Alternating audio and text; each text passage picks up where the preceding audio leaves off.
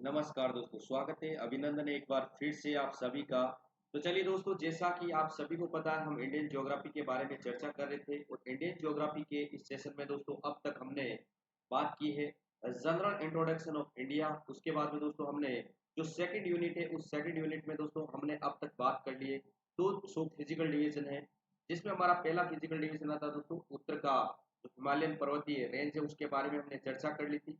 उसके बाद में दोस्तों दूसरा जो हमारा भौतिक प्रदेश है उसके बारे में हमने बात की थी दोस्तों, उत्तर का विशाल जो मैदानी प्रदेश है उसे उत्तर के विशाल मैदानी प्रदेश के बारे में हमने कंप्लीट चर्चा कर ली थी। दोस्तों इसी सीरीज में आगे बढ़ते हुए आज के इस 9th लेक्चर में मैं बात करूंगा आपके स्पीच में peninsular plateau region of India.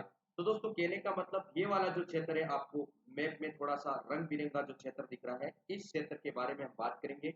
इस क्षेत्र में दोस्तों कौन कौन से पर्वत स्थित है, कौन कौन से पठार स्थित है, कौन कौन सी प्रमुख चोटियां हैं और इसकी वनस्पति किस प्रकार की है, नदियों के अनुसार इसका महत्व क्या है, वनस्पति किस प्रकार की है, इस प्रकार के जो फैक्ट बनते हैं इन फैक्ट के बारे में बिल्कुल डिटेल्स में हम चर्चा करने वाले हैं। तो चलिए दोस्तों, जो भी मेरे साथ जुड़ चुका है, good evening to all of you guys. एक बार शेयर कर दीजिए सेशन को और साथ साथ में नोट्स लिखते जाइएगा, तभी सेशन का मतलब है। अदरवाइज अगर आप सेशन को और देखने के बाद इसको याद नहीं कर पाते हो या फिर मल्टीपल टाइम्स रिवीजन नहीं कर पाते हो तो इसका ज़्यादा मीनिंग नहीं निकलेगा। दोस्तों याद रखिएगा, एक बार सेशन को शेयर कर दीजिएगा, उसके साथ साथ सेशन के साथ साथ आप अपने नोट्स बना के या फिर जैसे भी आपको अच्छा लगे वैसे आप लिखते जाइएगा। चलिए दोस्तों, अब मैं स्टार्ट करता हूँ भारत के इस भूगोल के पार्ट का जो हम स्टार्ट कर रहे हैं पेनिसुलर प्लेटो रीजन के बारे में। सबसे पहले दोस्तों आप देखिएगा, ये जो हमारा सेकंड फेज चल रहा है दोस्तों और यूनिट सेकंड चल रहा है। फर्स्ट यूनिट में हमने ऑलरेडी चर्चा कर ली थी किस प्रकार से हमारा फर्स्ट यूनिट में दोस्तों जो हमारा ये जनरल इंट्रोडक्शन रहता है इंडिया का। इस जनरल इंट्रोडक्शन में हमने बात की थी यूनिट फर्स्ट में। दोस्तों अगर आपने वो वीडियोस नहीं देखा हो तो स्क्रीन के ऊपर आपको वीडियो के ऊपर एक आई बटन दिख रहा होगा, इस बटन पे जाके आप क्लिक करोगे तो आपको सारे के सारे जो प्लेलिस्ट है वो नजर आ जाएगी। उसके अलावा दोस्तों डिस्क्रिप्शन बॉक्स है, वहां पर आपको प्लेलिस्ट मिल जाएगी। इसके अलावा दोस्तों कमेंट सेक्शन है, कमेंट सेक्शन में भी आपको इसकी प्लेलिस्ट अवेलेबल है। तो चलिए दोस्तों, इसी फिजिकल डिवीजन के बारे में आज हम बात करेंगे। ये वाला जो क्षेत्र है दोस्तों, इस क्षेत्र के बारे में हम कंप्लीट डिस्कस करने वाले हैं। गुड इवनिंग, जो भी भाई मेरे साथ जुड़ चुके हैं स्वागत है, अभिनंदन है। नोट्स के लिए देखिएगा दोस्तों, कंप्लीट नोट्स के लिए आप मेरे टेलीग्राम चैनल है, यहाँ से एमिनेंट क्लासेस इसके नाम से सर्च करके मेरे साथ कनेक्ट हो सकते हो। इसके अलावा दोस्तों इसका जो लिंक है वो लिंक भी आपको प्रोवाइड कर दिया जाएगा, कमेंट सेक्शन में आपको इसका जो लिंक है वो लिंक अवेलेबल हो जाएगा। आज दोस्तों हम करने वाले हैं, उसके बाद में देखिएगा जो हमारा फिजिकल डिवीजन है, इस फिजिकल डिवीजन का दोस्तों एक पार्ट आता है पेनिसुलर प्लेटो, इसके बारे में हम डिस्कस करने वाले हैं। चलिए दोस्तों स्टार्ट करते हैं, काफी समय हो चुका है। सेशन थोड़ा सा लंबा रहेगा दोस्तों, इसलिए थोड़ा सा धैर्य बना के आराम से सांस लेके आराम से सोच समझ के देख सकते हो, कोई दिक्कत नहीं है।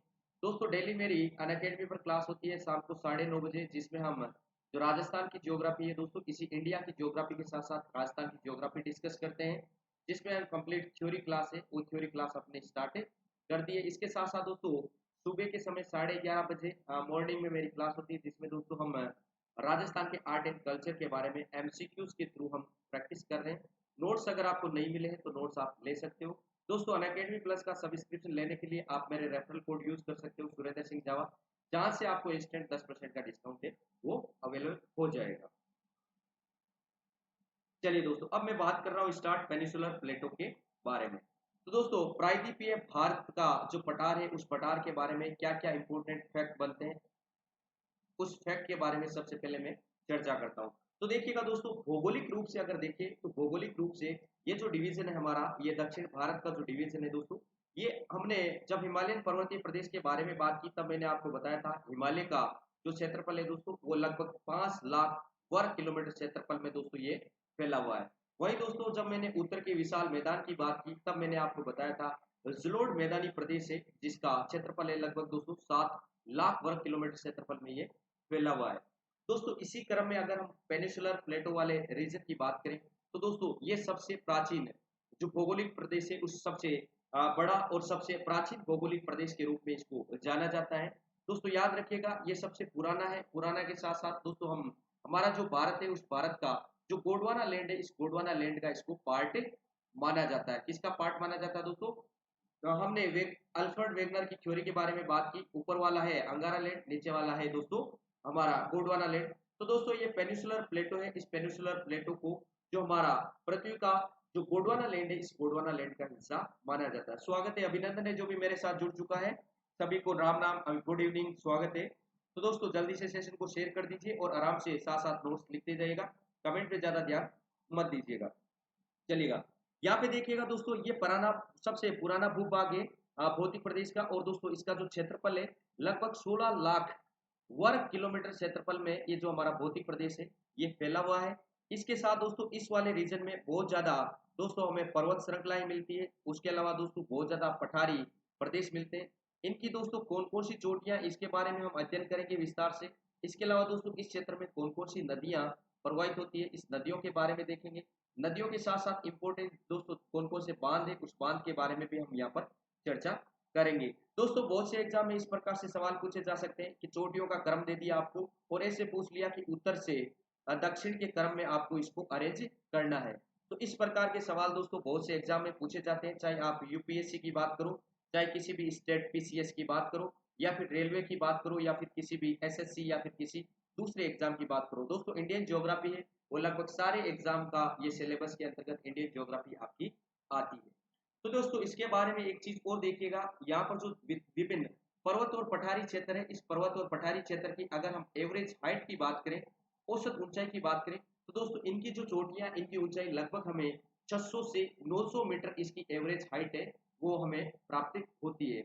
उसके अलावा दोस्तों इस पूरे के पूरे जो भूखंड है हमारा, ये जो प्रायद्वीपीय पेनिसुलर प्लेटो है, इस पेनिसुलर प्लेटो की हम बात करें दोस्तों, इसका जो विस्तार है, इस विस्तार में दोस्तों यहाँ से देखिएगा पश्चिम से पूर्व तक दोस्तों इसका विस्तार की बात करूं तो दोस्तों ये लगभग 1400 किलोमीटर लंबा ये फैला हुआ है। वही दोस्तों उत्तर से दक्षिण की मैं बात करूं, लगभग दोस्तों 1800 किलोमीटर उत्तर से दक्षिण तक ये फैला हुआ है। तो उत्तर से दक्षिण दोस्तों इसका विस्तार है वो है लगभग 1800 किलोमीटर। वही दोस्तों पूर्व से पश्चिम जो इसका एक्सटेंशन है वो लगभग 1400 किलोमीटर तक इसका विस्तार माना जाता है। ऊंचाई के बारे में देखिए दोस्तों, एवरेज हाइट है वो है इसकी 600 से 900 मीटर इसकी एवरेज हाइट हमें प्राप्त होती है। बहुत ज्यादा पर्वत और पठार है, इसके बारे में मैंने बताया। इसका दोस्तों क्षेत्रफल की बात करें तो दोस्तों 16 लाख वर्ग किलोमीटर क्षेत्रफल पर ये जो भूखंड है वो भूखंड फैला हुआ है। सबसे पुराना पुराना जो क्षेत्र है, क्षेत्र के रूप में जाना जाता है। और दोस्तों हमारे वेगनर की जो थ्योरी है, उस वेगनर के अनुसार दोस्तों हमारा गोंडवाना लैंड है, इस गोंडवाना लैंड का इसको पार्ट माना जाता है। ये था दोस्तों इसके जनरल इंट्रोडक्शन की कुछ बातें जिसके बारे में मैंने चर्चा कर ली। आगे बढ़ते हैं दोस्तों, ये जो सारे के सारे पॉइंट्स है आप स्क्रीनशॉट ले सकते हो, यहाँ से देखिएगा सारे के सारे पॉइंट्स का आप स्क्रीनशॉट ले सकते हो। मैं वापस एक बार आपको हाईलाइट करके बता देता हूँ। ये देखिएगा सबसे पुराना जो भौतिक रूप प्रदेश है उस भौतिक प्रदेश के रूप में इसको जाना जाता है। इसके साथ दोस्तों एक और चीज आपके सामने आती है यहाँ पर, ये देखिएगा गोंडवाना लैंड है, इस गोंडवाना लैंड का इसको भाग माना जाता है। दोस्तों सबसे पुराना ये भाग होने के कारण दोस्तों इसे शिल्ड का उदाहरण समझा जाता है। दोस्तों शिल्ड का मतलब होता है जितना ज्यादा पुराना भाग होगा उसे दोस्तों शिल्ड का पार्ट माना जाता है। और दोस्तों जितना पुराना भाग होता है उस पुराने भाग में दोस्तों हमारे सबसे ज्यादा जो खनिज है, मिनरल्स है, वो मिनरल्स इसमें पाए जाते हैं। ठीक है, ये पॉइंट हम ऑलरेडी चर्चा कर चुके हैं। आगे देखिएगा दोस्तों, ये पॉइंट भी मैं आपको बता चुका हूँ। यहाँ पे देखिएगा क्षेत्रफल के आधार पर दोस्तों ये भारत का सबसे बड़ा जो भौगोलिक प्रदेश है उस भौगोलिक प्रदेश के रूप में जाना जाता है। लगभग दोस्तों 1600 वर्ग किलोमीटर है, 1600 लाख वर्ग किलोमीटर में दोस्तों ये फैला हुआ है। 1600 लाख नहीं है दोस्तों, 16 लाख वर्ग किलोमीटर में ये क्षेत्र फैला हुआ है। वही दोस्तों याद कीजिएगा यहाँ पर इसकी जो औसत ऊंचाई है वो औसत ऊंचाई दोस्तों 600 से 900 मीटर इसकी औसत ऊंचाई। यहाँ पे दोस्तों अलग अलग ऊंचाइयां की चोटियां मिलती है। कलसुबाई हमारी अलग चोटी है, महादेव अलग चोटी है, पलानी चोटियां पाई जाती है दोस्तों। यहाँ पर हमारी और भी चोटियां हैं जैसे अन्नामुखी चोटी है, डोडा बेटा चोटी है। इस प्रकार की जो टोटल चोटियां हैं, इस चोटियों का दोस्तों जब हम एवरेज निकालते हैं तो इसकी जो एवरेज हाइट है वो हमें 600 से 900 मीटर एवरेज हाइट हमें प्राप्त होती है। बहुत सी पर्वत श्रृंखलाएं हैं, उसके साथ बहुत ज्यादा पठार है। अब दोस्तों एक एक का हम पोस्टमार्टम करते हैं, कौन कौन से पर्वत श्रृंखलाएं, कौन कौन से पठार है। सबसे पहले देखते हैं दोस्तों इस कंप्लीट जो भूखंड है, इस भूखंड में हमारे बीच में कौन कौन से पठारी प्रदेश है, उस एक एक पठारी प्रदेशों का हम एनालाइज करते हैं। यहाँ पे देखिएगा दोस्तों ये है कार्डमम हिल्स, ये है हमारी नीलगिरी हिल्स। इसके साथ साथ दोस्तों यहाँ पे देख सकते हो सतपुरा हिल्स, ये है विंध्याचल हिल्स, ये है वेस्टर्न घाट और ये है हमारी ईस्टर्न घाट। दोस्तों इस प्रकार के हमारे बीच में बहुत ज्यादा जो यहाँ पर हिल्स है वो हिल्स नजर आती है। एक बार क्लियर करके स्क्रीन आपको अच्छे से दिखा देता हूँ। यहाँ पे देखिएगा दोस्तों, ये जो कंप्लीट हमारा ये वाला पार्ट है, इस पार्ट में दोस्तों यहाँ पर कार्डमम हिल्स है, यहाँ पे नीलगिरी हिल्स है जिसकी सबसे ऊंची चोटी है टोडा बेटा, 26-37 मीटर इसकी हाइट है। इन हाइट के बारे में दोस्तों और हम डिटेल्स में चर्चा करेंगे। इन पॉइंट्स के बारे में हमने देख लिया था। आगे बढ़ते हैं दोस्तों, इस चित्र में आप आराम से देख सकते हो, आराम से समझ सकते हो दोस्तों। यहाँ से तो यहाँ पर पाए जाने वाले विभिन्न पठार है, इस पठारों में दोस्तों इनका विस्तार में चर्चा करेंगे। एक बार मैप के जरिए मैं इनका आपको सिंपल सा इंट्रोडक्शन करवा देता हूँ किस प्रकार से। सबसे पहले आता है दोस्तों मेवाड़ का पठार। तो दोस्तों यहाँ पर हमारा राजस्थान और गुजरात से स्टार्ट होता है दोस्तों, जिसका नाम आता है अरावली पर्वतमाला। क्या आता है दोस्तों? अरावली पर्वतमाला के पूर्वी दिशा में यहाँ पर स्थित एक पठारी प्रदेश है। इस पठार को दोस्तों मेवाड़ का पठार के नाम से जाना जाता है। उसके बाद में दोस्तों दूसरा हमारा पठार आता है मध्य भारत का पठार। दोस्तों मेवाड़ का पठार है, उस मेवाड़ के पठार के इधर पूर्व में स्थित है एक पठार जिसका नाम आता है दोस्तों हमारा मध्य भारत का पठार। उसके बाद में दोस्तों हमारा आता है बुंदेलखंड का पठार, यहाँ पर स्थित है दोस्तों हमारा बुंदेलखंड का पठार। उसके बाद में दोस्तों हमारा मालवा का पठार आता है, ये है मालवा का पठार। बागेलखंड का पठार दोस्तों यहाँ पर बागेलखंड का पठार आता है। उसके बाद में दोस्तों हमारा आता है दंडकारण्य पठार, यहाँ पे देख सकते हो दंडकारण्य पठार। छोटा नागपुर का पठार दोस्तों ये है छोटा नागपुर का पठार, जो मुख्य रूप से झारखंड के अंतर्गत हमारा विस्तृत है, रांची के अंतर्गत विस्तृत है। फिर आता है दोस्तों मेघालय का पठार, ये रहा दोस्तों मेघालय का पठार। दोस्तों ये जो हमारा मालदा भ्रंश है, इस मालदा भ्रंश के कारण दोस्तों छोटा नागपुर का पठार है, इससे दोस्तों ये मालदा भ्रंश के कारण मेघालय का पठार है वो अलग हो जाता है। वो दोस्तों सबसे अंत में हम देखेंगे दक्कन का पठार, ये रहा दोस्तों हमारा दक्कन का पठार। इसके कौन कौन से पार्ट है इसके बारे में विस्तार से हम देखेंगे। एक बार फिर से मैं आपको सारे के सारे पठारी प्रदेश है उनके नाम के बारे में बता देता हूँ। दोस्तों मेवाड़ का पठार है, सबसे पहले हम मेवाड़ के पठार के बारे में देखेंगे, विस्तार से चर्चा करेंगे। आपको टेंशन लेने की जरूरत नहीं है, थोड़ा सा धीरे रखेगा। अभी आप सिर्फ और सिर्फ मैप के जरिए देख लीजिएगा इनकी जो लोकेशन है वो लोकेशन कहाँ पर है। उसके बाद में आता है दोस्तों मध्य भारत का पठार, जो मेवाड़ के पठार के पूर्वी दिशा में स्थित है। उसके बाद में बुंदेलखंड का पठार, ये दोस्तों हमारा जो मध्य भारत का पठार है इसके दक्षिण पूर्व में स्थित है। मालवा का पठार दोस्तों ये रहा मालवा का पठार, यहाँ पर स्थित है। बागेलखंड का पठार दोस्तों यहाँ पर है बागेलखंड का पठार स्थित है। उसके बाद में दोस्तों आता है दंडकारण्य पठार, ये रहा दंडकारण्य पठार। उसके बाद में दोस्तों हमारा दूसरा पठार आता है मेघालय का पठार, ये दोस्तों छोटे नागपुर के पठार का ही पार्ट है, जो दोस्तों मालदा भ्रंश घाटी के कारण दोस्तों मालदा भ्रंश के कारण ये दोस्तों नागपुर का पठार है वो दो भागों में टूटकर अलग हो जाता है, मेघालय का पठार और छोटा नागपुर का पठार। उसके बाद में दोस्तों हमारे बीच में आता है दक्कन का पठार। किसी को यहाँ तक कोई डाउट है तो कमेंट सेक्शन में पूछ सकता है। उसके बाद में दोस्तों एक एक के बारे में मैं पोस्टमार्टम करना स्टार्ट करता हूँ। सबसे पहले मैं बात करूंगा मेवाड़ के पठार के बारे में, आराम से समझते जाइएगा, कोई टेंशन की जरूरत नहीं है। ये देखिएगा मैप के जरिए और अच्छे से क्लियर कर दूंगा, सभी चीजें आपके लिए ही एक्सप्लेन करूंगा, बिल्कुल टेंशन लेने की जरूरत नहीं है। ये लीजिएगा, अब आपके बीच में आप कहते हो स्लाइड के जरिए नहीं, आपको लिख लिख के चीजों को बताना है, ये लीजिए लिख के बता दूंगा, इसीलिए सेशन थोड़ा सा लंबा होगा, आप आराम से पढ़ते जाइएगा। देखिएगा दोस्तों, बात करूं मेवाड़ का पठार, तो दोस्तों यहाँ पर आपको ये जो रेंज है गुजरात से स्टार्ट होती है और हमारे यहाँ दिल्ली तक जाती है, ये है हमारा दोस्तों अरावली पर्वतमाला। इस अरावली पर्वतमाला की इस वाली दिशा है वो है ईस्ट पार्ट, और यहाँ पर जो प्लेटू स्थित है दोस्तों इसे कहा जाता है मेवाड़ या फिर मारवाड़ का प्लेटू के नाम से इसको जाना जाता है।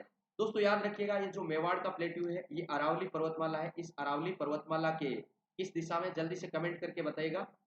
अरावली पर्वतमाला के पूर्वी दिशा में ये स्थित है। अब इसमें देखिएगा दोस्तों, इस क्षेत्र में एक नदी है, प्रमुख नदी है, यहाँ से दोस्तों हमारे नदी का उद्गम होता है और चंबल नदी दोस्तों इस प्रकार से इधर प्रवाहित होती है। तो दोस्तों इस प्रकार से चंबल नदी इधर प्रवाहित होती है। इसके साथ साथ दोस्तों एक नदी और आती है हमारी बनास नदी, के बारे में हम बात करें, या फिर दोस्तों यहाँ पर एक नदी और आती है बनास नदी, यहाँ से देखिएगा गुजरती है और ये नदी इधर प्रवाहित होती है, जिसकी वजह से दोस्तों इस पठार का जो ढाल है वो ढाल हम आराम से फाइंड आउट कर सकते हैं। हाँ दोस्तों, यहाँ पर जो बनास नदी है उस बनास नदी के कारण इसका जो ढाल है वो ढाल आता है दोस्तों पश्चिम से पूर्व की ओर, पूर्व की ओर। देखिएगा दोस्तों, यहाँ पर जो बनास नदी है इस वाले पार्ट, यहाँ से दोस्तों बनास नदी है वो खमनोर की पहाड़ी से निकलती है और निकल के दोस्तों इस प्रकार से इस दिशा में जाती है। तो ये हमारा वेस्टर्न पार्ट और ये हमारा ईस्टर्न पार्ट। तो दोस्तों इस प्रकार से जब कोई भी नदी इस प्रकार से फ्लो करती है तो ये इसका जो ढाल है ये ढाल होगा पश्चिम से दोस्तों पूर्व की ओर, इसका ढाल माना जाता है, स्लोप। याद रखिएगा दोस्तों, स्लोप के बारे में काफी एग्जाम में, विभिन्न एग्जाम में सवाल पूछा जाता है। और दोस्तों इस क्षेत्र की जो प्रमुख नदी है, उस नदी का नाम आता है दोस्तों बनास नदी। इस क्षेत्र से होकर गुजरती है, जिसका उद्गम दोस्तों, बनास नदी का उद्गम है वो खमनोर की पहाड़ी से होता है। और खमनोर की पहाड़ी है दोस्तों, वो कहाँ पर है, राजसमंद के अंतर्गत खमनोर की पहाड़ी आती है। चलेगा, ये देखिएगा दोस्तों, वापस एक बार रिवीजन करवा देता हूँ, वापस देखिएगा। मेवाड़ का जो पठार है, इस मेवाड़ के पठार में से दोस्तों दो नदियां निकलती है। एक नदी इधर आती है दोस्तों बनास नदी, इसके जस्ट नीचे से एक नदी निकलती है जिसका नाम आता है चंबल नदी। ठीक है। अब इस नदी का जो फ्लो है दोस्तों इस प्रकार से होता है, पश्चिम से पूर्व की ओर जाती है, तो इसलिए इसका जो स्लोप है, इस पठार का जो स्लोप है, इस प्रकार से माना जाता है कि पश्चिम से ये नदी निकलती है और इधर प्रवाहित होती है, इसलिए इसका ढाल है वो इस प्रकार से माना जाता है, पश्चिम से पूर्व की ओर। मुख्य नदी है इसकी, वो मुख्य नदी है बनास नदी, जो खमनोर की पहाड़ी से निकलती है। और ये खमनोर की नदी है दोस्तों, राजसमंद जिले में दोस्तों खमनोर की पहाड़ी से यह नदी उद्गम होता है। ये दोस्तों हमारे बीच में कंप्लीट जो डिस्कशन था वो था मेवाड़ के पठार के बारे में। एक बार कमेंट करके बताइएगा यहाँ तक कोई दिक्कत है आपको। चलिए आगे बढ़ता हूँ दोस्तों, ये था हमारा मेवाड़ का पठार। मेवाड़ के पठार के बाद में अगले पठारी भाग के बारे में बात करते हैं, मध्य भारत के पठार के बारे में। ये देखिएगा दोस्तों, मध्य भारत का पठार यहाँ पर आपको दिखाई दे रहा है। ये देखिएगा मध्य भारत का जो पठार है ये यहाँ पर आता है, मध्य भारत का पठार। लोकेशन के बारे में थोड़ा सा देखिएगा दोस्तों, लोकेशन के बारे में मैं बात करूं, ये है हमारा मध्य भारत का पठार, यहाँ पर स्थित है दोस्तों। ये है दोस्तों मेवाड़ का जो पठार है, इस मेवाड़ के पठार के पूर्वी साइड में स्थित है।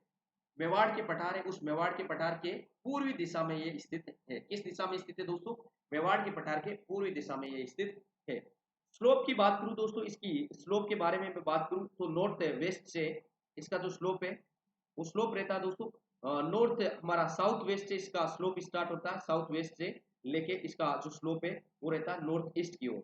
इस प्रकार से दोस्तों ये जो हमारा यहाँ पर इस प्रकार से मैं बनाऊंगा, तो यहाँ पर साउथ वेस्ट से स्टार्ट होता है इधर। इसकी जो प्रमुख नदी है दोस्तों, यहाँ से चंबल नदी है, वो प्रमुख रूप से चंबल नदी इस पठारी भाग से नदी उद्गम होकर निकलती है। यहाँ से दोस्तों हमारे एमपी से एक नदी निकलती है, जो यहाँ से इधर होते हुए दोस्तों मध्य भारत के पठार से ऊपर से होकर ये नदी निकलती है। दोस्तों इस नदी के कारण यहाँ पर क्या होता है, बहुत ज्यादा अपर्दन किया जाता है, इरोजन बहुत ज्यादा होता है,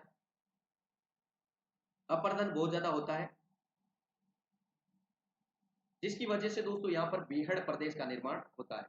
बीहड़ प्रदेश का निर्माण होता है। बीहड़ प्रदेश कुछ नहीं होता दोस्तों, बीहड़ प्रदेश सिंपल सी बात है, कोई भी भूखंड है, कोई भी पठारी क्षेत्र है, वहां पर दोस्तों नदी के प्रवाह के कारण जो मिट्टी है, वो मिट्टी दोस्तों अवसाद के साथ बेकर आगे चली जाती है। और जो उबड़ खाबड़ पठार है या फिर जो पथरीला भाग है, उस पथरीले भाग के कारण जिसका निर्माण होता है, इस प्रकार का जो पथरीला प्रदेश है, उस पथरीले प्रदेश को ही दोस्तों बीहड़ के नाम से जाना जाता है। ये बीहड़ का निर्माण होता है दोस्तों नदी के कारण, अपर्दन होने के कारण। और मुख्य रूप से ये जो अपर्दन है वो चंबल नदी है, उस चंबल नदी के कारण सबसे ज्यादा यहाँ पर अपर्दन होता है, और बीहड़ प्रदेश से उस बीहड़ प्रदेश का यहाँ पर निर्माण होता है। आई बात समझ में। ये था दोस्तों मध्य भारत के पठार के बारे में। मेवाड़ के पठार के जो पूर्वी दिशा है, उस पूर्वी दिशा में है दोस्तों मध्य भारत का पठार स्थित है। उसके बाद में दोस्तों स्लोप की बात करें, स्लोप इसका रहता है साउथ, दक्षिण पश्चिम से नॉर्थ ईस्ट की ओर है, क्योंकि इसमें जो चंबल नदी है दोस्तों इस प्रकार से प्रवाहित होती है। यहाँ देखिएगा चंबल नदी इस प्रकार से यहाँ पर प्रवाहित होती है, साउथ वेस्ट से दोस्तों नॉर्थ ईस्ट है, उधर इसका स्लोप माना जाता है। उसके अलावा दोस्तों अपर्दन के कारण यहाँ पर बीहड़ प्रदेश का निर्माण होता है, और अपर्दन होता है वो सबसे ज्यादा जो अपर्दन होता है वो चंबल नदी के कारण यहाँ पर अपर्दन होता है। जो दोस्तों मध्य प्रदेश से यह चंबल नदी है उद्गम होकर राजस्थान से होते हुए उत्तर प्रदेश में यह चंबल नदी प्रवाहित होती है। चलिए इसी के साथ दोस्तों अगले पठार के बारे में बात करते हैं, बुंदेलखंड के पठार के बारे में। अब देखिएगा दोस्तों यहाँ पर आपको दिख रहा होगा बुंदेलखंड का पठार। ये दोस्तों मुख्य रूप से हमारा इस प्रकार से जो ऊपर है उत्तर प्रदेश और नीचे हमारा मध्य प्रदेश। दोस्तों ये जो यूपी और एमपी इन दोनों के अंतर्गत यहाँ पर फैला हुआ है। यहाँ पे देखिएगा ये ऊपर वाला पार्ट है, ये हमारा पार्ट रहता है उत्तर प्रदेश में, और दक्षिण वाला पार्ट है वो आता है हमारा एमपी में।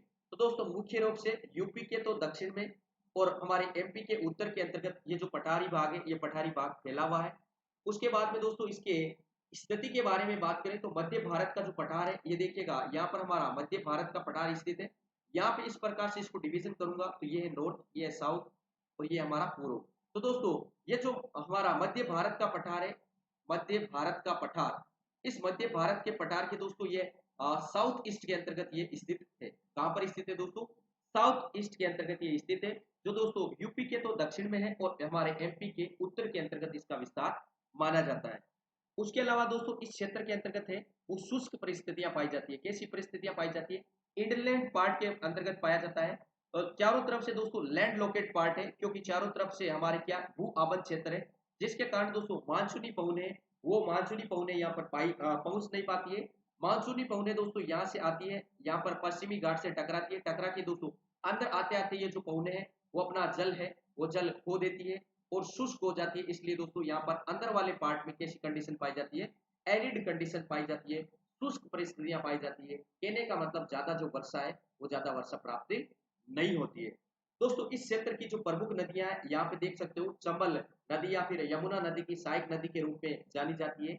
एक नदी आती है दोस्तों केन नदी और दूसरी प्रमुख नदी आती है जिसका नाम है बेतवा नदी। याद रखिएगा दोस्तों इस पठारी भाग से ये जो नदियां हैं केन और बेतवा नदी यूपी वाले क्षेत्र के आसपास से ये नदियां प्रवाहित होती है। इस नदी के प्रवाह के कारण दोस्तों यहाँ पर जो गहरी घाटियां हैं उस गहरी घाटियों का निर्माण होता है। किसका निर्माण होता है दोस्तों? गहरी घाटियों का निर्माण यहाँ पर होता है। किस नदियों के कारण होता है दोस्तों? केन और बेतवा नदी है इस क्षेत्र की प्रमुख नदी है। शुष्क परिस्थितियां पाई जाती है। क्यों पाई जाती है दोस्तों? इंडलैंड पार्ट के अंतर्गत स्थित होने के कारण दोस्तों जो मानसूनी पवने हैं यहाँ तक पहुंचते पहुंचते मानसूनी पवने अपने जो जल है वो जल ग्रहण क्षमता खो देती है और वर्षा नहीं करवा पाती है, जिसकी वजह से यहाँ पर शुष्क परिस्थितियां या फिर एरिड जो कंडीशन है वो एरिड कंडीशन यहाँ पर पाई जाती है। लोकेशन के बारे में बात करूं दोस्तों, मध्य भारत का पठार के जो ये साउथ ईस्ट में स्थित है उसके साथ साथ बुंदेलखंड पठार है, इसका विस्तार हमारा उत्तर प्रदेश के दक्षिण में और वहीं दोस्तों हमारा एमपी है उस एमपी के उत्तर के अंतर्गत इसका विस्तार पाया जाता है। ठीक है, केन और बेतवा यहाँ की प्रमुख विशेष नदियां हैं, मुख्य नदियां यहाँ पर प्रवाहित होती है। गहरी घाटियों का निर्माण होता है। इसके साथ साथ दोस्तों यहाँ पर जो गहरी घाटियों के साथ ये जो जल है जो पर्वतों के ऊपर से नीचे गिरता है, जिसके कारण दोस्तों जल प्रपात का भी यहाँ पर बहुत निर्माण होता है। और जल प्रपात है दोस्तों, जल प्रपात के कारण हाइड्रो इलेक्ट्रिसिटी प्रोडक्शन है उसके अंतर्गत इसका यूज होता है। दोस्तों होता क्या है, जैसे ही हमारा पानी है वो पानी दोस्तों ऊपर ऊंचाई से गिरेगा तो ऊंचाई से गिरने से इस वाटर का जो फ्लो है वो तेज होता है। यहाँ पर टर्बाइन लगा दी जाती है और टर्बाइन लगा के दोस्तों हाइड्रो इलेक्ट्रिसिटी प्रोजेक्ट लगा दिया जाता है, जहाँ से दोस्तों हम जल के कारण विद्युत उत्पादन किया जाता है, जिसे दोस्तों हाइड्रो इलेक्ट्रिसिटी प्रोजेक्ट के नाम से जाना जाता है। जल प्रपातों के कारण दोस्तों यहाँ पर हाइड्रो जो जल विद्युत क्षमता है उसका भी अच्छा खासा उत्पादन किया जाता है। चलिए दोस्तों इसी सीरीज में काफी दिनों से हम बात कर रहे थे, काफी देर से मालवा के पठार के बारे में बात कर रहे थे। बुंदेलखंड के पठार के बाद में हम बात करेंगे दोस्तों मालवा के पठार के बारे में। लिखते जाइएगा, साथ साथ लिखते जाइएगा दोस्तों, लिखते जाइएगा मालवा का पठार। ये देखिएगा दोस्तों यहाँ पर इसका विस्तार है राजस्थान और एमपी के अंतर्गत। मुख्य रूप से जो एमपी वाला क्षेत्र है इस मुख्य रूप से एमपी वाले क्षेत्र में मालवा के पठार का विस्तार माना जाता है। अब देखिएगा दोस्तों इसके विस्तार के बारे में मैं देखूं इसका वास्तविक एग्जैक्टली जो इसका लोकेशन है वो क्या है। यहाँ पे देखिएगा दोस्तों, यहाँ पर आता है दोस्तों हमारा मेवाड़ का पठार है वो आता है। इधर दोस्तों हमारा आता है दोस्तों यहाँ पर अभी हमने बात की थी बुंदेलखंड के पठार के बारे में बात की थी। उसके अलावा दोस्तों इधर हमारा सतपुड़ा और विंध्याचल और सतपुड़ा आता है। तो दोस्तों इधर हमारा आता है मध्य भारत का पठार। तो वास्तविक रूप से दोस्तों ये इस चारों तरफ इनके जो बीचों बीच स्थित है उस पठार को कहा जाता है मालवा का पठार।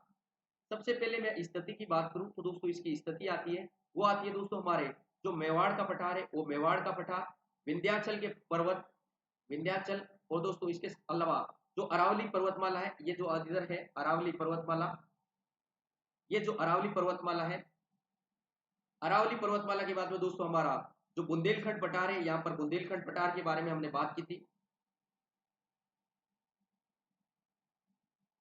इस बुंदेलखंड इन सब के बीच में या फिर इनके मध्य में जो स्थित है दोस्तों इस लोकेशन को क्या कहा जाता है? मालवा के पठार के नाम से जाना जाता है। दोस्तों जिस प्रकार से हमने पहले ही बात की थी, यहाँ पर दोस्तों मध्य भारत के पठार की जो प्रमुख नदी है उस प्रमुख नदी के सापेक्ष दोस्तों यहाँ पर भी एक नदी है जिसका नाम आता है दोस्तों चंबल नदी। चंबल नदी इस क्षेत्र से भी होकर गुजरती है दोस्तों, याद रखिएगा। और इस पठार की आप स्थिति देखो तो इस प्रकार से त्रिभुज के समान इसकी स्थिति है। ये एक त्रिभुजाकार पठारी भाग है। इस ज्यामिति के समकक्ष इस पठारी क्षेत्रफल या फिर पठारी भाग का जो सादृश्य नजर आता है दोस्तों, त्रिभुजाकार इसकी आकृति वो नजर आती है। इसके अलावा दोस्तों यहाँ पर जो पठारी भाग है इस पठारी भाग का लावा की परत के कारण दोस्तों ज्वालामुखी के उद्गार के कारण जो लावा, उस लावा के कारण इसका निर्माण हुआ है, जिसके कारण दोस्तों यहाँ पर काली मृदा है, वो काली मृदा यहाँ पर पाई जाती है। याद रखिएगा दोस्तों, यहाँ पर ज्वालामुखी उद्गार के कारण इस पठारी क्षेत्र का, पठारी भूखंड का निर्माण हुआ है। ज्वालामुखी के कारण दोस्तों यहाँ पर ज्वालामुखी के साथ जो लावा निकलता है, लावा का उद्गार होता है, उस लावा के उद्गार के ठंडा होने के कारण दोस्तों जो मृदा का निर्माण होता है, वो मृदा होती है काली मृदा, जो दोस्तों मुख्य रूप से हमारी कपास है, उस कपास की खेती के लिए बहुत ज्यादा यूजफुल मानी जाती है, जिसकी वजह से दोस्तों इसे कपासी मृदा के नाम से भी इसको जाना जाता है। दोस्तों यहाँ पर फिर वापस वही बात, जैसे कि हमने मध्य भारत के पठार की बात की थी, बीहड़ प्रदेश का निर्माण होता है, उसी प्रकार से दोस्तों यहाँ पर भी बीहड़ प्रदेश का निर्माण है, वो चंबल नदी के कारण दोस्तों यहाँ पर बीहड़ है प्रदेश है, उस बीहड़ प्रदेश का निर्माण होता है। याद रखिएगा दोस्तों, मुख्य रूप से इसका विस्तार है वो एमपी के अंतर्गत आता है, ये मैंने बता दिया। चंबल नदी यहाँ से गुजरती है। इसके स्लोप के बारे में बात करें दोस्तों, इसका स्लोप भी इस प्रकार से रहता है, इसका स्लोप इस प्रकार से रहेगा। इसके अलावा दोस्तों लावा के कारण इसका निर्माण हुआ है, जिसके कारण यहाँ पर काली मृदा पाई जाती है। काली मृदा पाई जाने के कारण दोस्तों काली मृदा है, उसके कणों का जो आकार है, कणों का जो आकार है वो क्या होता है, बारीक होता है। कणों का आकार जितना छोटा होगा, जल ग्रहण क्षमता दोस्तों उतनी ज्यादा होगी। इसके कारण याद रखिएगा दोस्तों, काली मृदा है वो ज्यादा उपजाऊ होती है। और दोस्तों यहाँ पर कपास की जो खेती है, मुख्य रूप से कपास की खेती की जाती है। और दोस्तों इसके साथ त्रिभुजाकार इसका आकार है, त्रिभुजाकार इसकी आकृति मानी जाती है। स्थिति के बारे में बात करें दोस्तों, मेवाड़ का पठार है, विंध्याचल है, अरावली है, बुंदेलखंड है और मध्य भारत का जो पठार है, इनके बिल्कुल बीचों बीच जो स्थित है, उस पठारी भाग को दोस्तों मालवा के पठार के नाम से जाना जाता है। उम्मीद करता हूं दोस्तों यहाँ तक के जो भी फैक्ट है आपके कंप्लीट आ गए। धीरे थोड़ा सा वीडियो को पॉज करके आराम से आप लिख सकते हो, बाद में एक बार समझते जाइएगा, काफी अच्छी चीजें हैं। और यहाँ पेड़ का निर्माण है किस प्रकार से होता है, पेड़ का मतलब मैं वापस बता देता हूँ दोस्तों, किसी भी नदी के प्रवाह के कारण जो ये सतह वाला जो जमीन वाला क्षेत्र है, उसकी जो मृदा है, मुलायम जो मृदा है, उस मुलायम मृदा को दोस्तों इरोजन के कारण, नदी के अपरदन के कारण मृदा है अवसाद के साथ बेकर आगे चली जाती है। नीचे दोस्तों जो पथरीला प्रदेश है, नदी का जो तल वाला भाग है, उसमें दोस्तों उबड़ खाबड़ जो पथरीले भाग का निर्माण होता है, उस पथरीले भाग को बीहड़ प्रदेश के नाम से जाना जाता है। चलिएगा दोस्तों, इसी सीरीज में आगे बढ़ते हैं। अब तक दोस्तों हमने मालवा मेवाड़ के पठार के बारे में बात की, मेवाड़ के बाद में दोस्तों हमने मध्य भारत के पठार के बारे में बात की, उसके बाद में तीसरा दोस्तों हमने बुंदेलखंड के पठार के बारे में बात की, और चौथा हमारा मालवा का पठार है। चार पठारी भागों के बारे में हमने चर्चा कर ली। पांचवा आता है दोस्तों बागेलखंड का पठार। या देखिएगा दोस्तों, ये जो बुंदेलखंड है, उस बुंदेलखंड के आगे यहाँ पर, ये जस्ट यहाँ पर नजर आएगा, ये आपके आएगा बागेलखंड के पठार के नाम से इसको जाना जाता है। दोस्तों इसके जो पश्चिमी जो श्रेणी है, इसको दोस्तों बिहार के अंतर्गत कैमूर श्रेणी के नाम से जाना जाता है। इसका दोस्तों जो हमारा पश्चिमी पार्ट है, इस पश्चिमी पार्ट को दोस्तों बिहार के अंतर्गत दोस्तों किसके नाम से जाना जाता है, कैमूर श्रेणी के नाम से इसको जाना जाता है। दोस्तों इसका पश्चिमी नहीं, पूर्वी पार्ट है, पूर्वी जो भाग है, इस पूर्वी पार्ट को बिहार के अंतर्गत कैमूर श्रेणी के नाम से जाना जाता है। और दोस्तों इसका भी मुख्य रूप से जो विस्तार है, यहाँ पे देखिएगा, ये हमारा क्षेत्र है, वो एमपी वाला क्षेत्र आता है। तो दोस्तों इसका मुख्य रूप से जो विस्तार है, मुख्य विस्तार हमारा एमपी के अंतर्गत इसका विस्तार माना जाता है। और दोस्तों ये जो नीचे वाला क्षेत्र है, ये नीचे वाला क्षेत्र आता है छत्तीसगढ़। दोस्तों इसका मुख्य रूप से विस्तार हमारा एमपी और छत्तीसगढ़ के अंतर्गत इसका विस्तार माना जाता है। और दोस्तों यहाँ की जो प्रमुख नदी है, यहाँ पे देखिएगा सोन नदी और हमारी एक और नदी आती है जिसका नाम है महानदी। इस क्षेत्र की दो प्रमुख नदियां हैं, सोन नदी और हमारी महानदी है। दोस्तों इस महानदी के अफवाह क्षेत्र के द्वारा इसको अलग किया जाता है। वापस याद रखिएगा दोस्तों, इसके पूर्वी भाग में जो श्रेणी है, उसको बिहार के अंतर्गत कैमूर श्रेणी के नाम से जाना जाता है। वही दोस्तों बागेलखंड का पठार है, वो मुख्य रूप से हमारा एमपी और छत्तीसगढ़ में स्थित है। और सोन नदी और महानदी है, यहाँ की इस क्षेत्र की प्रमुख नदियों के रूप में जाना जाता है। चलिए दोस्तों, इसी के साथ आगे बढ़ते हैं दोस्तों, दंडकारण्य पठार के बारे में चर्चा करते हैं। इसके बारे में छोटी सी चीजें थी, यही 3-4 चीजें आती है।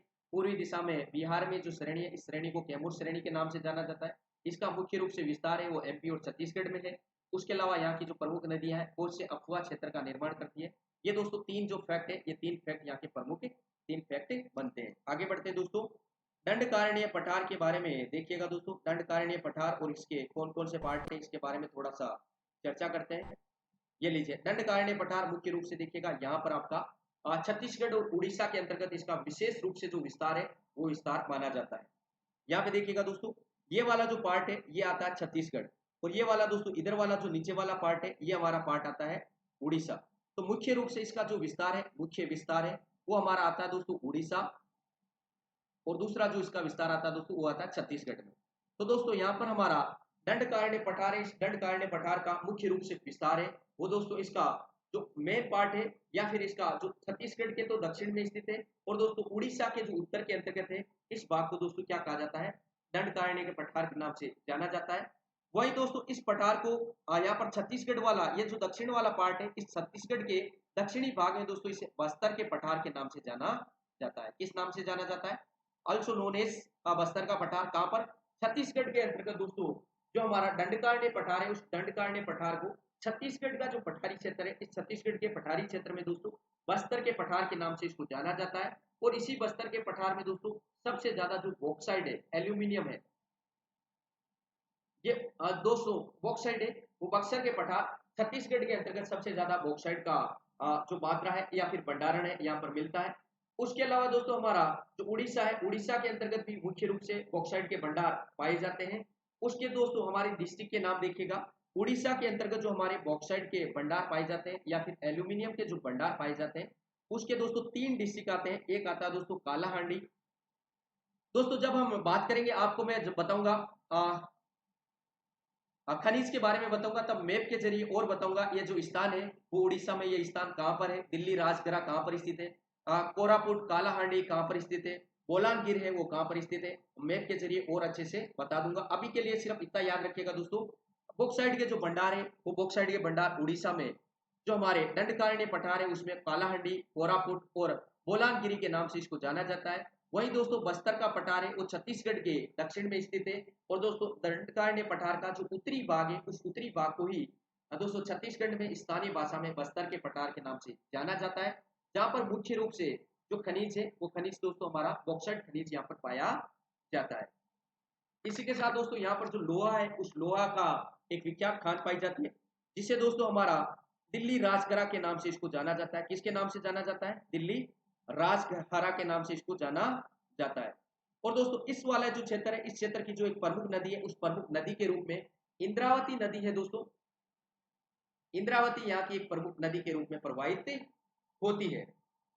एक बार वापस से आपको मैं बता देता हूँ दंडकारण्य पठार के बारे में अब तक हमने क्या क्या चर्चा की। दंडकारण्य पठार है दोस्तों, यहाँ पर हमारा ये वाला जो क्षेत्र है, इस वाले क्षेत्र में दंडकारण्य पठार स्थित है, जो दोस्तों मुख्य रूप से छत्तीसगढ़ और उड़ीसा के अंतर्गत इसका विस्तार माना जाता है। कलर चेंज कर देता हूँ ताकि आपको और ज्यादा क्लियर चीजें नजर आए। ये देखिएगा, इसका जो मुख्य रूप से विस्तार है दोस्तों, वो विस्तार है उड़ीसा में और छत्तीसगढ़ में इसका मुख्य रूप से विस्तार है। छत्तीसगढ़ के दक्षिण भाग में दोस्तों इसे बस्तर के पठार के नाम से जाना जाता है, जहां पे दोस्तों बॉक्साइट के सर्वाधिक भंडार पाए जाते हैं। इसके अलावा दोस्तों बॉक्साइट के भंडार है वो उड़ीसा में भी बॉक्साइट के प्रमुख भंडार पाए जाते हैं, जिसके नाम आते हैं दोस्तों कालाहांडी, कोरापुट और बोलांगीर, इन डिस्ट्रिक्ट के नाम में आते हैं। और उसके साथ दोस्तों लोहे का जो भंडार है, लोहे के भंडार के रूप में दोस्तों दिल्ली राजगढ़ यहाँ पर प्रमुख जो लोहे के भंडार के रूप में जाना जाता है। नदी के रूप में देखें दोस्तों, इंद्रावती इस क्षेत्र की प्रमुख नदी है, जो दोस्तों इस क्षेत्र के ऊपर से होकर प्रवाहित होती है। यह था दोस्तों दंडकारण्य पठार के बारे में इंपोर्टेंट जो फैक्ट है, वो इंपोर्टेंट फैक्ट हमने डिस्कस किए। आगे बढ़ते हैं दोस्तों, दंडकारण्य पठार के बाद में छोटे नागपुर के पठार के बारे में डिस्कस करेंगे। ये हमारा छोटा नागपुर का पठार। छोटे नागपुर का नाम लेते ही दोस्तों ऐसा लगता है कि महाराष्ट्र में इसका विस्तार है, लेकिन महाराष्ट्र में इसका विस्तार नहीं है।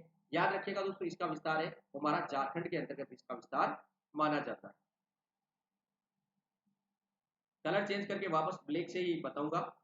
ये देखिएगा दोस्तों, ये है हमारा छोटा नागपुर का पठार, जो मुख्य रूप से दोस्तों ये वाला जो राज्य है वो दोस्तों हमारा झारखंड आता है दोस्तों, नीचे छत्तीसगढ़ में ही इसका विस्तार माना जाता है। अब देखिएगा दोस्तों, झारखंड के अंतर्गत यहाँ पर जो ये पठार स्थित है, ये पठारी भाग मुख्य रूप से हमारा झारखंड के अंतर्गत स्थित है। और झारखंड में दोस्तों यहाँ पर एक नदी का प्रवाह होता है, जिसका नाम आता है दोस्तों दामोदर नदी। यहाँ पर एक नदी है जिसका नाम है दोस्तों दामोदर नदी। इस दामोदर नदी के कारण दोस्तों झारखंड है, उस झारखंड को दो अलग अलग भागों में डिवाइड कर देती है। इसका दोस्तों ऊपर वाला भाग है, इसको हजारी बाग के नाम से जाना जाता है।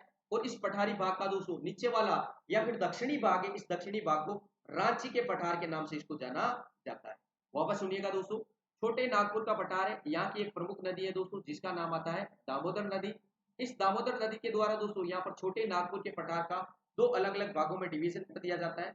ऊपर वाले भाग को दोस्तों हजारी बाग के नाम से जाना जाता है, और दक्षिणी जो पठारी क्षेत्र है उसको रांची के पठार के नाम से इसको जाना जाता है। इसके बाद में देखिएगा दोस्तों, आगे बढ़ते हैं। यहाँ पे दोस्तों ये जो हमारी नदी है दामोदर घाटी नदी, इस दामोदर घाटी को दोस्तों रूर घाटी के नाम से भी जाना जाता है। और दोस्तों इसके द्वारा जो कोयले हैं उस कोयले का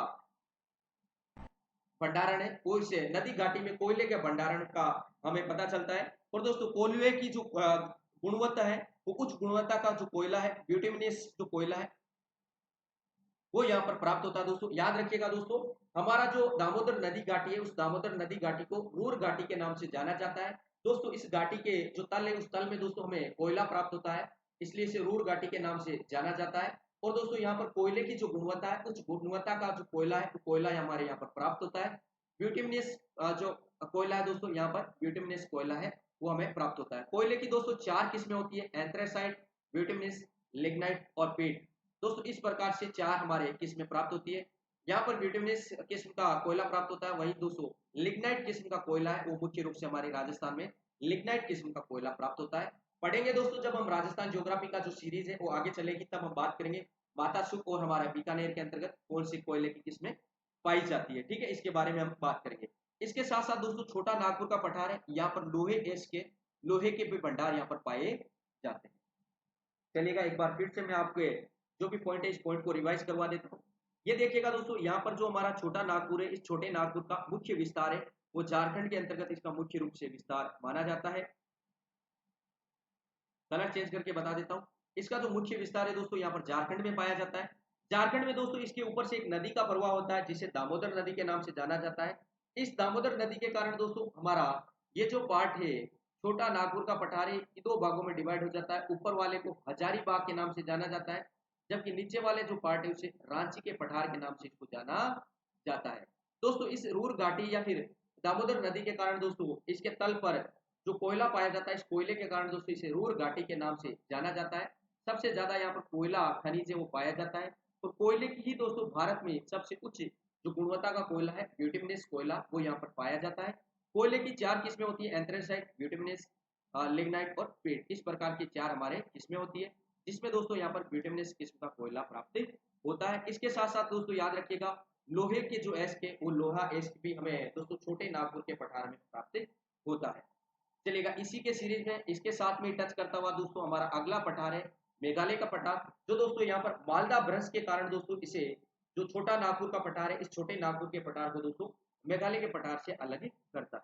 चलिए दोस्तों इसके बारे में भी डिस्कस करते हैं। बोर तो नहीं हो रहे हो? क्लास अच्छी लग रही है ना? मेघालय का पठार, यहाँ पे देखिएगा दोस्तों, यहाँ पर जो स्थिति है ये है मेघालय के पठार की स्थिति। इसके बारे में देखिएगा दोस्तों, सबसे पहले तो बात होती है, ये जो पठार है वो छोटे नागपुर के पठार का ही क्या बताया जाता है, भाग बताया जाता है। पेन चेंज कर लेता हूं। इसे दोस्तों भाग माना जाता है, किसका भाग माना जाता है? छोटे नागपुर का जो भाग है, इसे छोटे नागपुर का ही इसको भाग माना जाता है। और दोस्तों ऐसा बताया जाता है यहाँ पर मालदा भ्रंश, भ्रंश का मतलब क्या होता है दोस्तों? एक घाटी होती है जो पृथ्वी के 2 भूखंडों को अलग कर देती है और बीच में जो गहरी खाई सा निर्माण करती है, उसे भ्रंश घाटी के नाम से जाना जाता है। इस भ्रंश घाटी का नाम आता है दोस्तों मालदा भ्रंश। इस मालदा भ्रंश के कारण दोस्तों यहाँ पर ये जो छोटा नागपुर है, इस छोटे नागपुर को मेघालय के पठार है, इस मेघालय के पठार से दोस्तों अलग किया जाता है। अब यहाँ पे देखिएगा दोस्तों, छोटे नागपुर का पठार का भाग है, इसलिए दोस्तों यहाँ पर कोयले के भंडार भी पाए जाते हैं। और कोयले के साथ साथ दोस्तों यहाँ पर लोहे एस के, उस लोहे एस के भी भंडार यहाँ पर पाए जाते हैं। याद रखिएगा दोस्तों, यहाँ पर लोहे के भंडार भी पाए जाते हैं। इसके साथ साथ दोस्तों यहाँ पर जो कोयला है, कोयला भी पाया जाता है। और कोयले की दोस्तों यहाँ पर लिग्नाइट किस्म है, वो लिग्नाइट किस्म यहाँ पर पाई जाती है। याद रखिएगा दोस्तों, जो हमारा छोटा नागपुर है, वहां पर दोस्तों हमारे ब्यूटिमिनस कोयला पाया जाता है, अच्छी किस्म का कोयला पाया जाता है। वहीं दोस्तों यहाँ पर जो ये मेघालय वाला पठार वाला क्षेत्र है, यहाँ पर लिग्नाइट किस्म का कोयला है, वो लिग्नाइट किस्म का कोयला यहाँ पर पाया जाता है। इसके बाद में देखिएगा, इसका जो विस्तार है दोस्तों, ये वाला क्षेत्र है, ये जो भारत का स्टेट है, इस भारत के स्टेट को कहा जाता है दोस्तों मेघालय। मेघालय राज्य में इसका मुख्य रूप से विस्तार माना जाता है। और मेघालय में दोस्तों यहाँ पर 3 प्रमुख जनजातियां हैं जो निवास करती है, जिसका नाम आता है दोस्तों गारो, खासी और जैंतिया।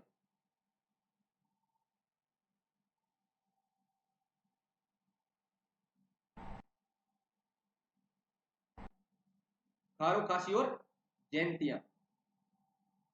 दोस्तों इसका जो निवास है दोस्तों, इस प्रकार से मेघालय हमारा विस्तृत है। यहाँ पे दोस्तों हमारी जो ये पर्वतीय श्रेणियां हैं। यहाँ पर देखिएगा जो इस पठारी क्षेत्र में इधर है गारो, गारो हिल्स पे जो निवास करती है उसे गारो जनजाति कहते हैं। खासी पहाड़ियां उस पे जो निवास करने वाली जनजाति उसे खासी जनजाति कहते हैं। और इधर है जैंतिया।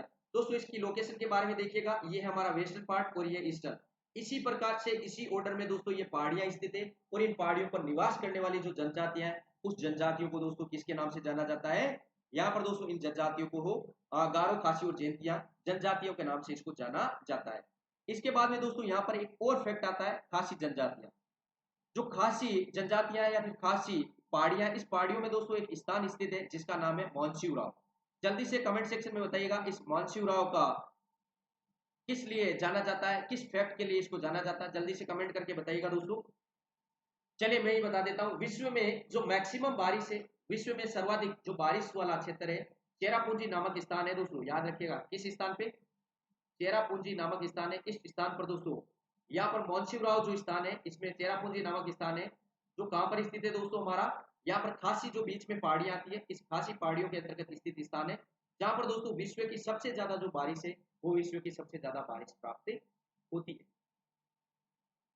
चलेगा। इसके बाद में दोस्तों हमारा लास्ट एंड फाइनल जो पठारी प्रदेश है दक्कन का पठार, उसके बारे में चर्चा करते हैं।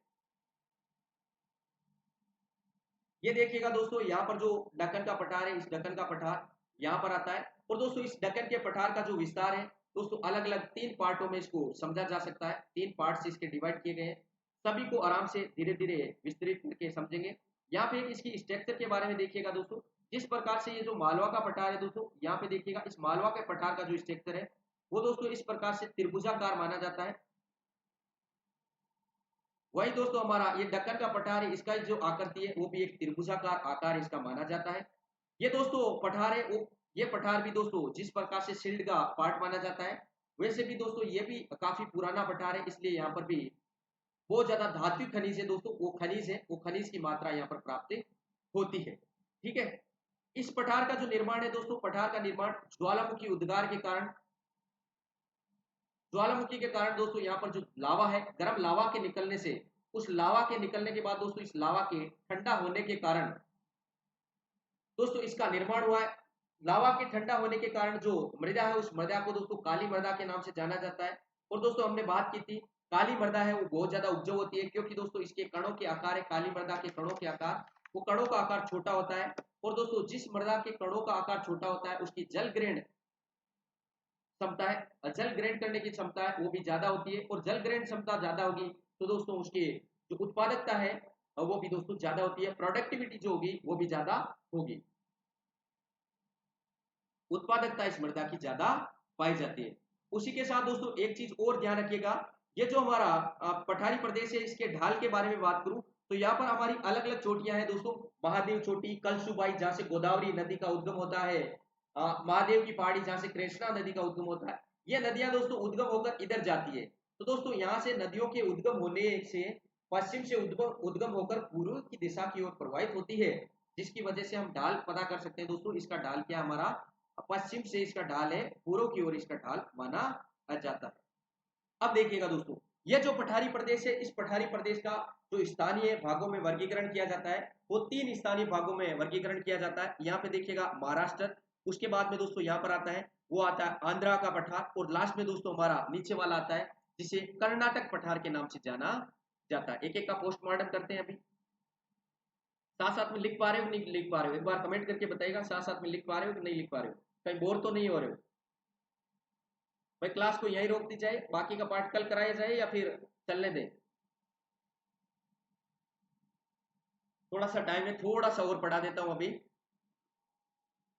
फिर इसके बारे में कंप्लीट करवा ही देता हूं। दक्कन के पठार के बारे में देखिएगा दोस्तों, सबसे जो ऊपर वाला पार्ट है इसका नाम आता है दोस्तों, यहाँ पे देखिएगा ये है महाराष्ट्र प्लेट्यू। तो दोस्तों दक्कन के पठार है, इस दक्कन के पठार को स्थानीय जो प्रादेशिक विभाजन है इसका, इस प्रादेशिक विभाजन में दोस्तों 3 अलग अलग श्रेणियों के अंतर्गत इसका 3 अलग अलग भागों में बांटा जाता है। तो सबसे पहला जो आता है वो है महाराष्ट्र का पठार। दोस्तों महाराष्ट्र के पठार के बारे में बात करें, ये वाला जो क्षेत्र है महाराष्ट्र का पठार है। हमने बात की दोस्तों यहाँ पर काली मृदा पाई जाती है। काली मृदा के कारण दोस्तों ये कपास की खेती के लिए बहुत ज्यादा उपयोगी है।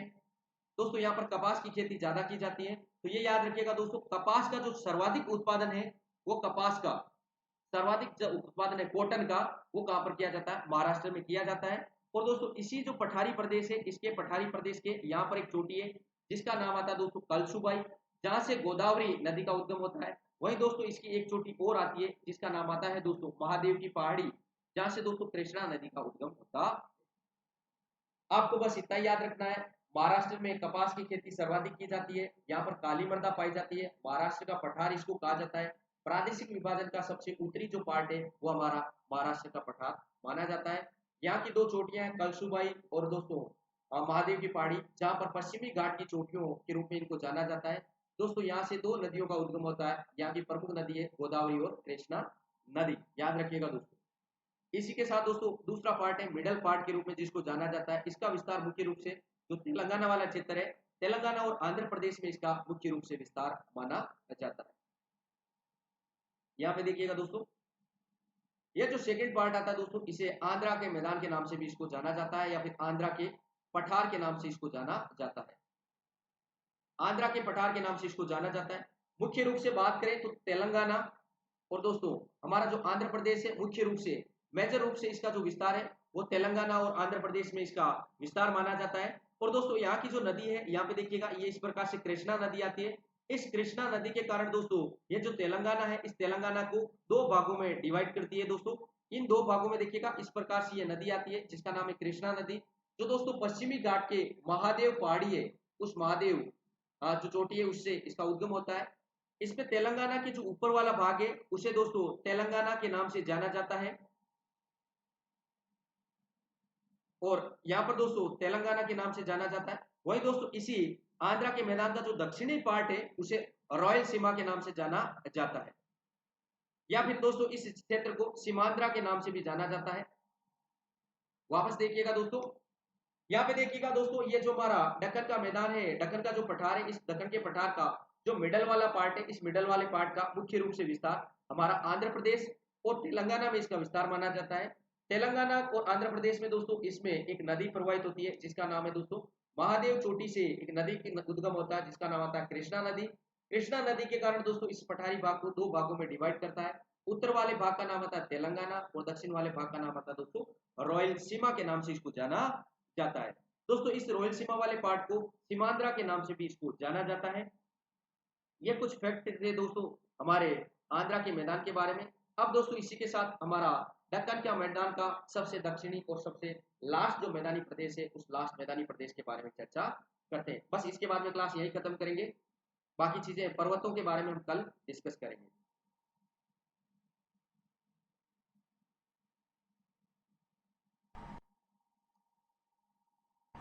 ये जो पर्वत श्रेणियां इसके बारे में कल डिस्कस करेंगे, आज आराम से डिस्कस करेंगे। आज के लिए इतना ही। एक बार बस ये चीज समझ लिएगा, जो है हमारा लास्ट वाला कर्नाटक का पठार, इसके बारे में थोड़ा सा बता देता हूँ। ये देखिएगा दोस्तों कर्नाटक का जो पठार है इसके बारे में थोड़ा सा स्क्रीन क्लियर करके आराम से बता देता हूँ। एक बार दोस्तों सेशन को लाइक कर दीजिएगा, शेयर कर दीजिएगा। कंप्लीट पीडीएफ है वो हमारे इस टेलीग्राम चैनल पे आपको मिल जाएगी। क्लास के बारे में मैं डेली बताता हूँ दोस्तों। मेरी क्लास मॉर्निंग में 11:30 आपको क्लास मिलती है अनअकैडमी पे, फिर रात को क्लास मिलती है 9:30 बजे आपको ज्योग्राफी की, ये रहती है दोस्तों कला एवं संस्कृति की, ये रहती है। और 4 बजे दिन में हमारी क्लास रहेगी दोस्तों, वो रहेगी इंडियन ज्योग्राफी के बारे में। ज्योग्राफी कंप्लीट करवा दूंगा, बस आप धैर्य बना के रखिएगा, साथ दीजिएगा दोस्तों। ये जो नीचे वाला है, इस नीचे वाले पार्ट को दक्कन के मैदान को इसको कहा जाता है दोस्तों कर्नाटक का पठार। क्या कहा जाता है दोस्तों? इसको दोस्तों कर्नाटक के पठार के नाम से इसको जाना जाता है। पीडीएफ दोस्तों मिल जाएगी आराम से, अगर लिख पाते हो तो लिख लीजिएगा, नहीं तो जरूरत नहीं है दोस्तों। इस पठार की दो नदियां, एक तो दोस्तों यहाँ पर तुंगभद्रा नदी आती है और तुंगभद्रा के नीचे एक नदी और आती है जिसे कावेरी नदी के नाम से जाना जाता है। इस प्रदेश की दोस्तों दो नदियां आती है, एक आती है तुंगभद्रा, एक आती है दोस्तों कावेरी नदी। तुंगभद्रा के बारे में दोस्तों जब मॉडर्न इंडियन हिस्ट्री करेंगे वहां पर हम बात करेंगे तुंगभद्रा नदी के बारे में। हमारे जो कर्नाटक युद्ध हुए थे उसके बारे में, तुंगभद्रा नदी के बारे में वहां पर मैं डिस्कस है वो डिस्कस करूंगा। तो दोस्तों तुंगभद्रा नदी है, इस पठार के उत्तरी भाग में हमारा जो है, इस पठार के उत्तरी भाग में यहाँ पर है, उस जगह का नाम आता है दोस्तों बेंगलुरु। उसी के साथ दोस्तों इस के उत्तर वाले भाग में बेंगलोर स्थित है, और इसके जो पठारी भाग है, इस पठारी भाग के दक्षिण के अंतर्गत जो स्थित है वो आता है हमारा मैसूर। इस प्रकार से दोस्तों हमारे जो दक्षिण का, जो हमारा दक्कन के पठार का सबसे दक्षिणतम पठार है जिसे कर्नाटक के पठार के नाम से जाना जाता है, जिसके दोस्तों उत्तर के अंतर्गत तो बेंगलोर स्थित है और दक्षिण में मैसूर शहर स्थित है। यहाँ की दो प्रमुख नदियां दोस्तों कावेरी नदी और तुंगभद्रा, इसकी दो प्रमुख नदियों के रूप में इसमें जाना जाता है। चलिए दोस्तों आज के लिए इतना ही। हंसते रहेगा, मुस्कुराते रहेगा। इसी के साथ दोस्तों आपको अगर ज्यादा इंफॉर्मेशन चाहिए तो आप मेरे टेलीग्राम चैनल के साथ कनेक्ट हो सकते हो, जहां से दोस्तों आपको कंप्लीट पीडीएफ मिल जाएगी। यहाँ से आप मेरे को व्हाट्सएप पे कांटेक्ट कर सकते हो, अनअकैडमी पे मुझे फॉलो कर सकते हो दोस्तों। अनअकैडमी प्लस का अगर आपको सब्सक्रिप्शन लेना है तो आप मेरे रेफरल कोड यूज कर सकते हो, जहां से इंस्टेंट आपको 10% का डिस्काउंट मिलेगा। कंप्लीट पीडीएफ आपको मेरे टेलीग्राम चैनल पे अवेलेबल हो जाएगी। चलिए दोस्तों हंसते रहेगा, मुस्कुराते रहेगा। धन्यवाद देखने के लिए। एक बार कमेंट करके बताइएगा ये सेशन आपको कैसा लगता है, यूजफुल है या नहीं।